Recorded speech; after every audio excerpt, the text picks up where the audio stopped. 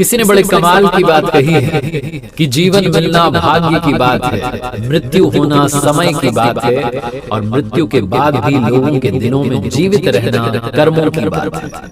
Doctor साहब अपने अस्पताल में दौड़े चले आ रहे थे, जितनी स्पीड में चल सकते थे भागे चले आ रहे थे। ऑपरेशन थिएटर वाली लॉबी में आए तो उन्हें 5-6 लोगों ने घेर लिया और सुनाने लगे कि अस्पताल खोल लिया है, अपने आप को क्या समझते हो, अब आ रहे हो, हम इतनी देर से इंतजार कर रहे हैं, आपको कोई सुध नहीं है, आपको कोई चिंता नहीं है, हमारा बच्चा ऑपरेशन थिएटर में, हम इंतजार कर करके थक गए, आप अब आ रहे हो। डॉक्टर साहब ने कहा मुझे जाने दीजिए, मुझे काम करना है। वो लोग सुनाए जा रहे थे कि डॉक्टर साहब आपका बेटा होता तो क्या आप इतने आराम से आते, आप भाग कर आते, आप जल्दी आते, आप ये करते वो करते, बहुत कुछ कह दिया डॉक्टर साहब को।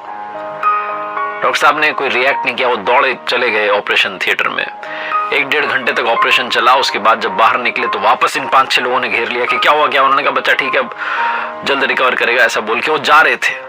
फिर उनसे सवाल करने लगे कब डिस्चार्ज होगा, ये होगा होगा। डॉक्टर साहब ने कहा अब ये सारे सवाल आप नर्स से पूछ लीजिएगा, मुझे जाने दीजिए। और जिस स्पीड से आए थे उससे 2 गुनी स्पीड से वो निकल गए। ये जो 5-6 लोग थे उस बच्चे के घर से, माता पिता चाचा मामा, उनको लगने लगा कैसा घमंडी डॉक्टर है, बात तक करने की तमीज नहीं है।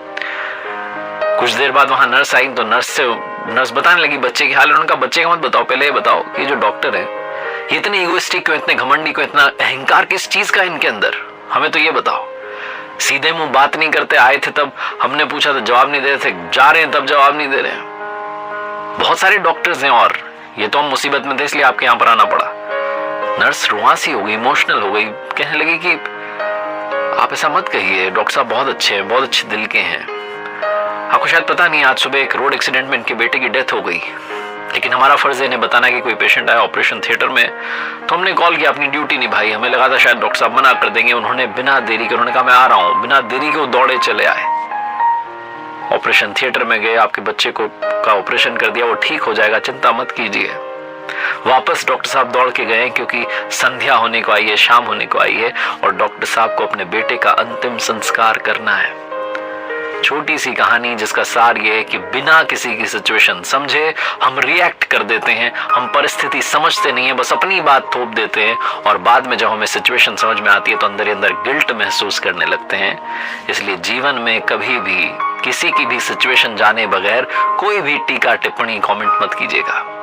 एक बार फिर से वही बात जो अक्सर आपसे कहता हूं, अच्छा बनिए, बेहतर बनिए, बेहतरीन बनने का प्रयास कीजिए जीवन में, कर दिखाइए कुछ ऐसा कि दुनिया करना चाहे सिर्फ आपके जैसा।